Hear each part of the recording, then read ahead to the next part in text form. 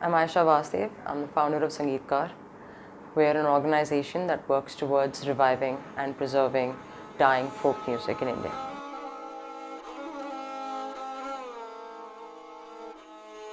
My great-grandfather was Sir Brijnath Singh. He was king of Mayer, if you put it. Mayer is a small place in Madhya Pradesh. He and Alauddin Khan Sahib wrote the Granth for the Mayer Gharana of music. So he was sort of a co-founder, or in those days you would call them a patron.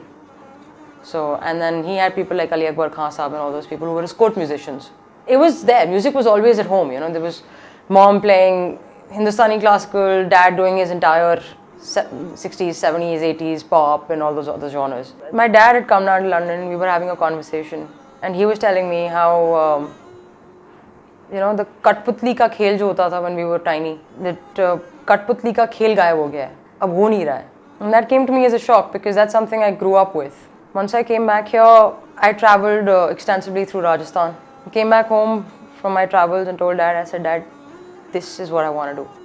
I want to go to the villages, work with the villagers, and I want to save folk music for the rest of my life. We can't keep having a Katputli over and over and over and over. The people I'm working with are not used to taking orders from women.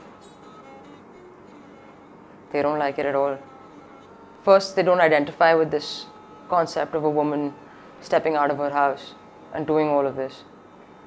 Then they don't identify with the concept of a woman bossing over 4 or 5 men. After that, the same little chut woman is going to start bossing over them. Yeah, it doesn't go down very well. So far, I've been working in parts of Rajasthan, so there are a few, but they're not easy to access. Also because the few that there are only 1 or 2, they do a lot of tours. But I'm trying to get in touch with 1 or 2 of them. Hopefully things will work out. It's more for archive and education purposes. I'd like folk music to be studied, to be understood, the way Western classical or Indian classical is. Because folk is where we come from.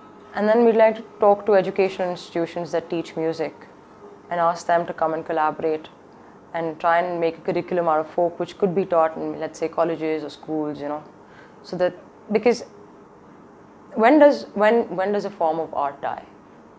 When there's no appreciation, when there's no one to listen to it, when there's no audience. Part of Sangeetkar is to make sure that there is an audience.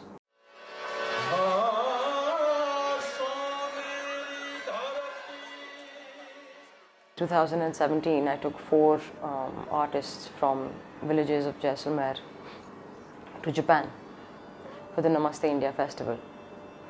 Performed 2 days in a row. We also performed in a primary school in Japan where we worked with children and taught them the instruments and rhythm and all of those things.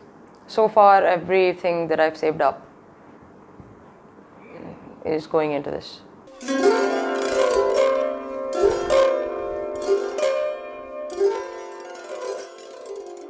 Yeah, 2018, where we worked with this artist called Chanan Khan.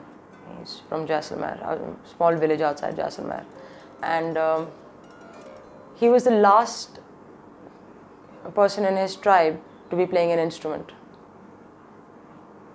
and he hadn't had an audience for 25 years, and he had stopped playing. And Shank got him a platform with Outlook. They had a concert. They were doing Responsible Tourism Awards, and Shank got Chanan Khanji a platform. So that man picked up his instrument called the Surmandal after over 25 years, in his words.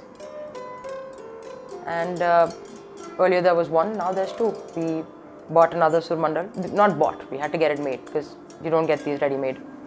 We got another Surmandal made, and Chanan Khanji is teaching his son. Only because he got an audience. Only because somebody heard him.